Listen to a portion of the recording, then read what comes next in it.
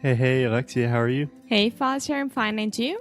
I'm doing well. It is a busy Monday. Alexia is telling me to speak more loudly Yes, please. because we are kind of in the street here in Portugal, so there will be some background noise, but we will do our best. Yeah, and because people asked you to speak louder. Well, okay. In the last episode, we talked about why do Portuguese people Why do I think that Portuguese people speak better English or have more access than Brazil and Brazilians? right? And your theory was first that they have better access and that the educational system is better. Yeah. Okay. So being the good teacher that I am, I did some research. Okay, so let's hear that. Okay. So there's this thing called the English Proficiency Index, which is produced every year by a company called Education First. Just a small disclaimer. I did work for Education First like 5 years ago. I'm not involved with this project. So these results are real. They're accurate. So in general, they have measured 88 countries in the world. What do you think Brazil's ranking is? Alexia's trying to see on the computer. 80 countries. Alexia knows. Now I know that Alexia's just going to invent an answer. Okay, so I'll tell them the answer right now. 53. Brazil is 53rd out of 88. Yeah. And Portugal comes in at 19th. So the facts don't lie. You know what is interesting is Brazil has gone down every year. So English is getting worse in Brazil. I wonder why. No. Since we started Inglês no Cru, it's getting worse in Brazil. I thought we were going to change the world. Okay, so Portugal is on the 19th position. Yeah, Portugal is in 19th and Brazil is 53rd. 53rd. And just to give a little bit of context, that puts Portugal in what they consider a high proficiency index ranking, which is the second highest. You have very high. Which is the number one? Who's number one?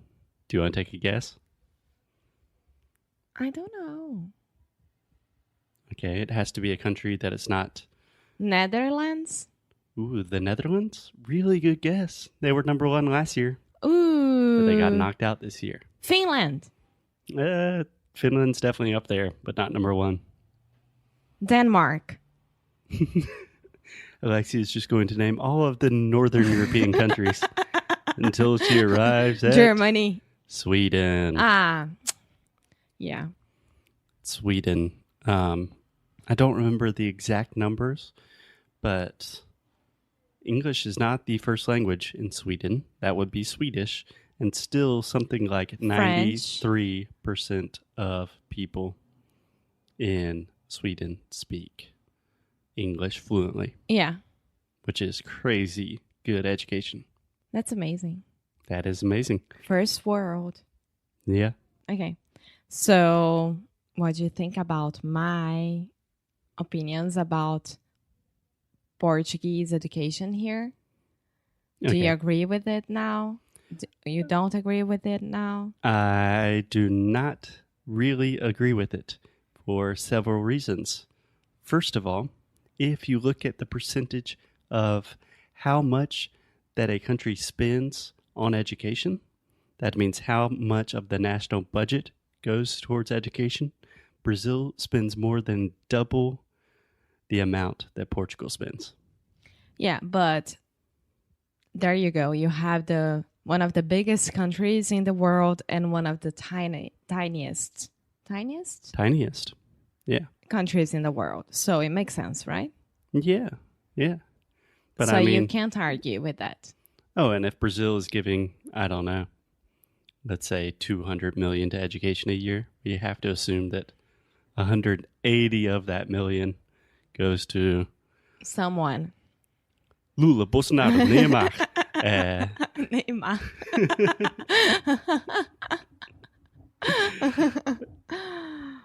Yeah, none of that money is going to Inglês no Cru. No, that's for sure. Yeah. So one interesting thing is that the average number of years in the educational system is slightly higher for Portugal.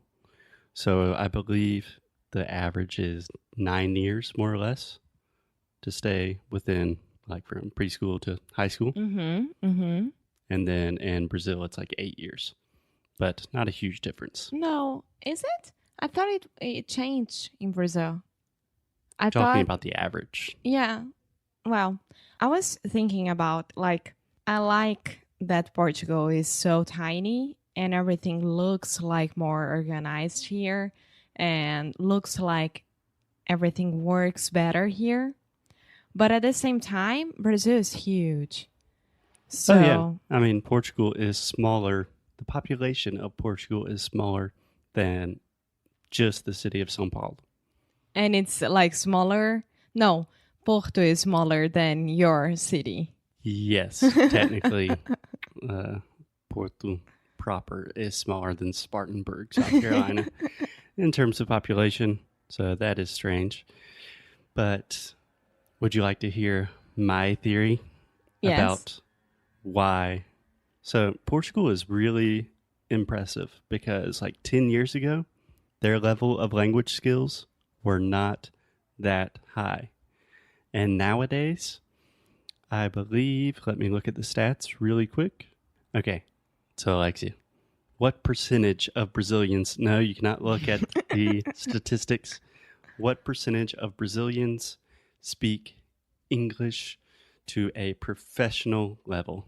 So this is according to the English 15. proficiency. 15%. Lower. Lower. 7%. Lower. 5%. It said in between 3 and 5%. And Whoa. that means to have an acceptable level for international standards of business.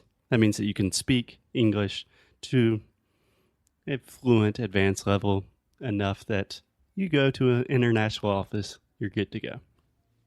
That's so low. That is relatively low, yes. And that is coming from the UOL. Whoa. Wow. But I think they're just quoting English or education first.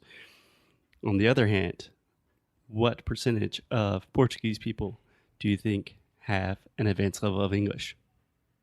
Okay, so most of the population of Portugal is old. I would say 40%. 40%. Wow, that's very high. Lower. 30? 32% of It Portuguese wasn't people that different. can speak and understand English to an advanced level. Even more impressive, what percentage of the Portuguese population do you think can speak and understand French to an advanced level? 50?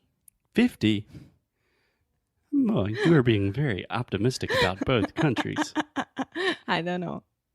24. Portugal. No, I'm a Brazil. little bit confused right now. Imagine, more or less 1 in 3 Portuguese people can speak English. 1 in 4 can speak French.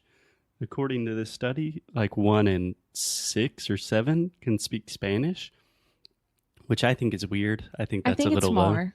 Yeah.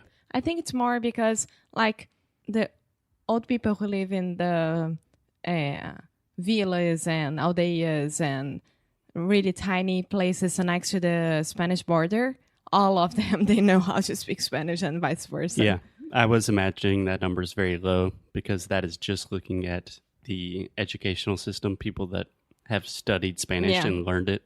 And a lot of Portuguese people just know it because very close. Yeah. Neighbors. Yeah. So do you want to hear my theory about why these numbers exist? Uh-huh. So, number one, I think is simply geography, right? Maybe. And number two is subtitles. Maybe because you know that here in Portugal, just like I think France, it wasn't so long ago that all the movies in the movie theaters and things like that, they were all what's the name of that? What's the name? What's the name of that? Dubbed. Yeah. It was a law. In Yeah. France, most of the places are like this as well. Well, luckily for you, I have statistics about why geography and subtitles are very important, and we will go in depth into that tomorrow. Okay. Sound good? Yeah. Okay. Thanks, Alexia. And all Brazilians, I am not trying to say any bad things about the level No, we are of just talking English. about We facts. have literally dedicated our life to trying to make it better, but we are just talking about the numbers because the numbers don't lie. Unless they aren't true. In that case, the numbers do lie. But I think they're pretty accurate in this specific case. So, Alexia, I will see you tomorrow. Bye.